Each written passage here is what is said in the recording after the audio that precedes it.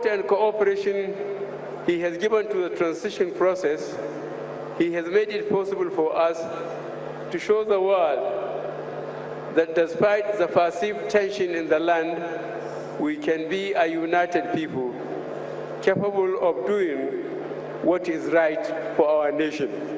When he came, the entire nation, the world, was behind him because it was believed that he was not corrupt. So many people defended him and tenaciously thinking his integrity would fix Nigeria. Wait a moment, was Buhari actually a man of integrity, judging by his military regime? I would like to thank President Goodluck Jonathan for his display of statesmanship in setting a precedent for us that has now made our people proud to be Nigerians wherever they are. Okay, Nigerians were told his policy would work in a long run, but then the policies were fruitless. Now, that could not even germinate any good seed at all. And that could actually be seen from some of the policies and the behavior of his cabinet. He appointed some incompetent people. After first term, he confessed that people made the appointment for him. That second term would be his appointment. Don't forget, he also said that Nigerians have not seen anything yet. To serve again for additional 4 years. And Nigerians will know the difference. Remember that after his first tenure, he went ahead to say, Nigerians have not seen anything yet, and more is to come. And we actually saw more in his second term. The second term became a disaster. Never was in charge of his government. After all, everything that happened under Buhari's watch was, Buhari was shocked that so happened. Buhari is not aware that so happened. And all along, he admitted that some cabals influenced his government. Overall, he failed in anti-corruption and security, as well as the economy of the state. We saw that before Buhari came into power. We had some economic issues, yes. We have some corruption issues, yes. We have insecurity that was just merely in the northeast and just with Boko Haram alone. But after Buhari left office, we had a lot of insecurity issues. Immediately he came into office, we had insecurity issues from north to south, from east to west. We become a nation that was, people were dying every day as if Nigeria was at war with itself, not knowing that we just had a bad leader in the aims of affairs. And fast forward, Nigeria had a president that's competency, talking about Goodluck Ebele Jonathan and his team. We saw what was happening between 2011 to 2015. In fact, from 2007 to be precise, before the passing away of Yar'Adua, may his soul rest in peace. But then, what happened fast forward to 2019? After Jonathan became the president of Nigeria, we saw that the economy, the Nigeria, in fact, the whole world, in fact, went into recession. But coming out of that recession, and then we had these issues of Boko Haram here and there. Then what happened? We replaced incompetence with what we thought would be integrity. Maybe integrity in corruption and nepotism. And competency compromised his integrity.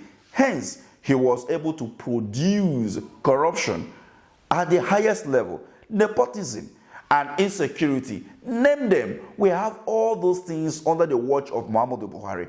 But then, he had just one last chance to correct all these norms during his administration. And as his time comes to an end, he gave Nigeria the highest version of himself, Tinubu. The Jagaban of Lagos. That was what the APC said. The man who knows the statistics of Nigeria. The man who have cut across Nigeria from north to south, from east to west. The man who has the hope of the people high. The man who will deliver, the dividends of democracy. The man who will stabilize. The man who will bring things together. That was what the APC preached. They couldn't even propound solution to the existing problems of Nigeria. They couldn't even say things or even bring talks about policies that would, navigate Nigeria away from the insecurity and the economic downturn that we find ourselves under Muhammadu Buhari for 8 good years. the Jagaban of Africa, the Jagaban of Nigeria. Who will rescue Nigeria from this monumental leadership disaster that has befallen Nigeria? Just 6 months in office is like 6 years in office. Nigerians are crying, and they are crying so hard. But then, who is listening to them? Is it the legislators? Is it the legislators that are supposed to be representative of the people but are now legislators?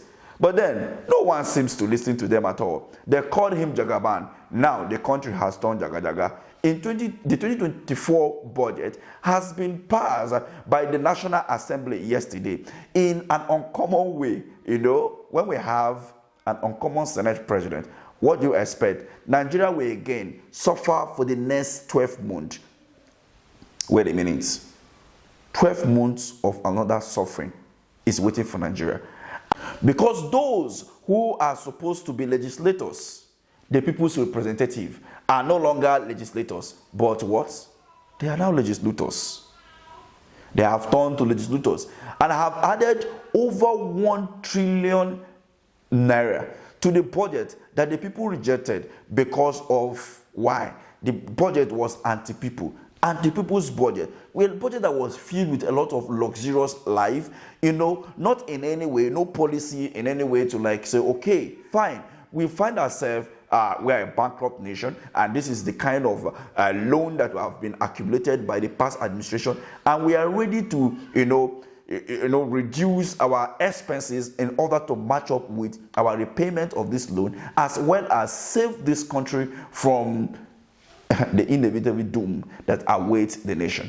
Now, let's look at the budget for the National Assembly and the ministerial allocation for us to understand what is actually going on under the APC administration. The Jagaban of Africa has turned Nigeria to a country of Jaga. APC government has sold Nigeria, and the budget of Renew Hope has renewed the hunger, corruption, insecurity, and nepotism once again. Will Nigeria be able to bear these monumental disasters, leadership that we have or we have had within the last 23 years of return of democracy in Nigeria? May Nigeria survive. Today marks a triumph for Nigeria and an occasion to celebrate her freedom and cherish her democracy. Nigerians have shown their commitment to democracy and are determined to entrench its culture. Our journey has not been easy, but thanks to the determination of our people and strong support from friends abroad, we have today a truly democratically elected government in place.